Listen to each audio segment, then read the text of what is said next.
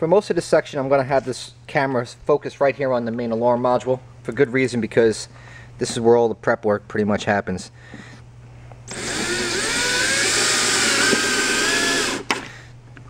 And I just shoot a screw in there just to keep the module steady in one place, so that way I can perform my work and I don't have to worry about this thing sliding around and disappearing on me.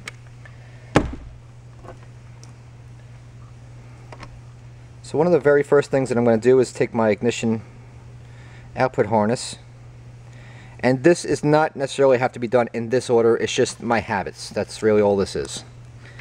So if you don't do it in the exact same order, that's okay. If you want to, you know, glamorize my way of doing things and do it the way I do it, that's okay too. Either way, it's going to work out the same. Let's give you a little bit more to look at. That looks good. Okay, so first things first is whenever I see an exposed fuse such as these, I always go ahead and tape these off. And I would hope you would do the same.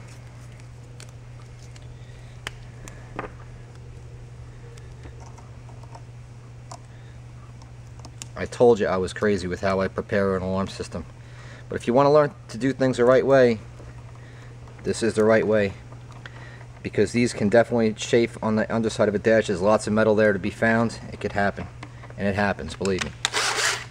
So the first thing that I want to do is I'm going to take my drill. I've taken the chuck out. I've taken the drill bit out. And this is what I do. Let me just back out real quick, show you. I take the drill, I put my wires in there, I get it started, and I spin these together where I know are going to be going in the same location. Like these two reds are going to constant 12 volts, pink, white, ignition 1 and 2. I'll grab right here just not to put any tension on the plug. Twist those like so. Starter and accessory out.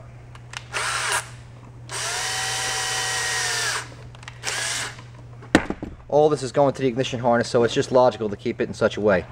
I mean, that's just the way I do it. So there you have that. Moving along.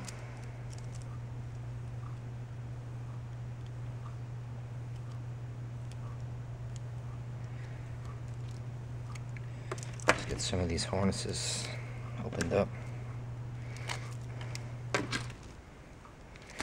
This here is my starter kill / anti-grind relay harness, the primary alarm wiring harness. Get that right in there. Make sure she's clicked in there real well. Now this guy here is for the shock sensor.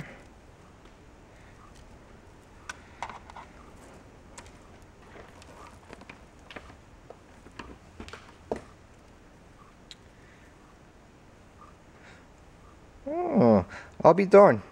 This AU93 actually lines up pin for pin for the harness, and on this alarm it's got two ports for two dual sensors, and I'm using two sensors. So instead of me hardwiring one together to the other, I'll just do it the easy way. Just put them plugged directly in. Hey, it makes my life easier, right? Same thing on this harness. I'm not a fan of tape. Don't like tape. Never did.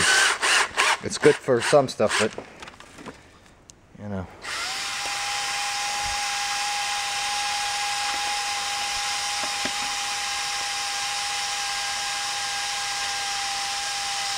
So there you go.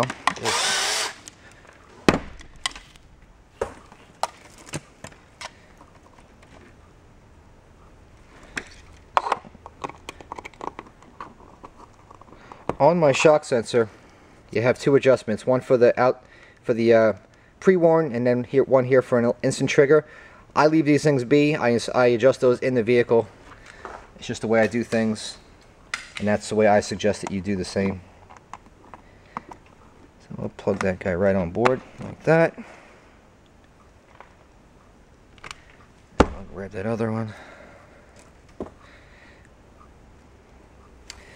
Now this harness, I can see is going to be a problem because this one here is for my my proximity sensor. So what I'm going to do is I'm actually going to extend this harness because I know I'm going to want this on the transmission hump in the center of the vehicle, and this is no way is this thing going to make it. So I'm going to extend this real quick.